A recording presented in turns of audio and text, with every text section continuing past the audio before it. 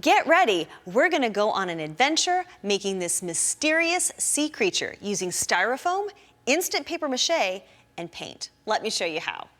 First off, you're gonna wanna gather your supplies, and you're going to need some styrofoam, and one disc that's about 23 millimeters is great. You're gonna need an egg shape, a small ball, a small cone, some wiggly eyes, some felt. Of course, you're gonna need instant paper mache, white or tacky glue, some scissors, some sculpting tools, paints, paint brushes, and a nice covered work surface. So let's get started. First, we're gonna make the basis of our sea monster, and he is made from styrofoam. So we're gonna cut some shapes to make the head and the body. To start off with the head, we are gonna take our egg shape and cut in from the pointy end about 1 inch or 2, and then we're gonna cut out a wedge, and that will create his open, smiling mouth with that long tongue.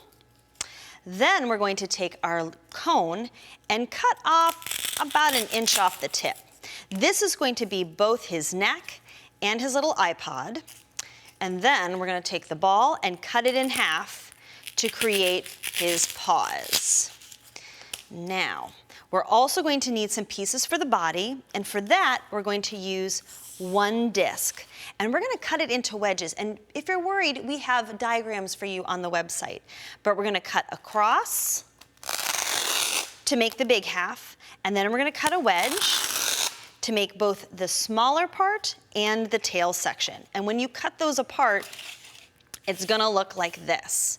So we'll take a little bit of time just smoothing things out, and we love to use our sculpting tools for this to make it smooth and then round the edges like this so that we can go ahead and make sure that he's a nice round flowing monster. We're also gonna take these little bits here that are his paws, and we'll just cut in a little bit to make toes like this. And again, we can kind of file off the rough edges, kind of sculpt him a little bit, make him look just the way you want. So once you've kind of rounded off those pieces, let's set that aside, and I'll show you how we're going to assemble our creature, because there's a little bit of assembly to the head. We're gonna take that neck section I showed you and a little bit of glue, and we're gonna put some glue on the top.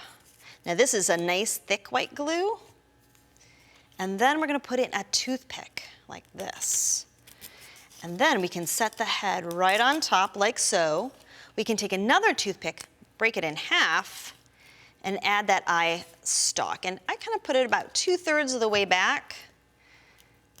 And again, we're just gonna use the toothpick to hold it all together. And you can sculpt this back a little bit, you know, put it forward, backward, kind of customize them. All right, so the next part is we're gonna make our instant paper mache. And I have to glove up for this part. I've already measured out 1/3 of a box of paper mache into this bag, and you need about 1.25 cups of warm water to make it activate. So I'm gonna go ahead and pour that in, like so. I'm gonna close the bag. I'm not gonna push out all the air. I want a little bit of air to be in there, but a little bit not, so about halfway. And then I'm going to massage it like this to mix it up. This is actually the funnest part of the project for me, because I just love the way it feels in the bag as you smush it up. And you'll feel it's warm, and when it all feels kind of smushy, you can kind of feel the dry bits still in there. So just kind of massage it until you feel those dry bits, and you can even see them through the bag. It also helps minimize the mess, which the parents like. So I'm gonna massage it just a little bit more, and now we're gonna get ready to cover a piece. Now, of course, you're gonna cover all of your pieces of sea monster. I'm just gonna show you how to do this one. And what we'll do is take a little bit of the wet clay and just press it right on. And as you can see, the instant paper mache will stick right on to the styrofoam. And you can mold it, making little ridges on its back so that it has little scales, and you can cover all of your pieces with instant paper mache and then set it aside to dry. I have one here that's all ready to go. This is the tail section, And as you can see, I've actually sculpted a little curl on the end of the tail, but now he needs some color. So our sea monster is going to be red, and I'm using just acrylic paint. You can dab into the paper mache to make sure that it gets into all of those little nooks and crannies.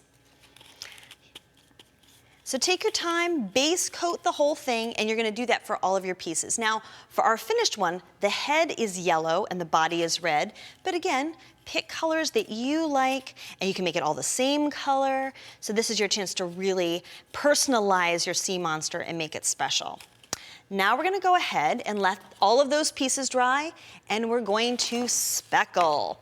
This is fun. It's a kind of an extra part. You don't have to do this if you don't want to, but why not? So we're going to dip our old toothbrush, don't use your good one, into some yellow paint, like so.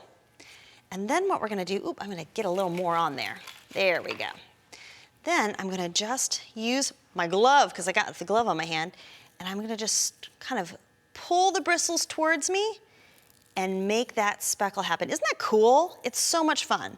And so we're doing the yellow on the red bits and the red on the yellow bits, but do whatever you like.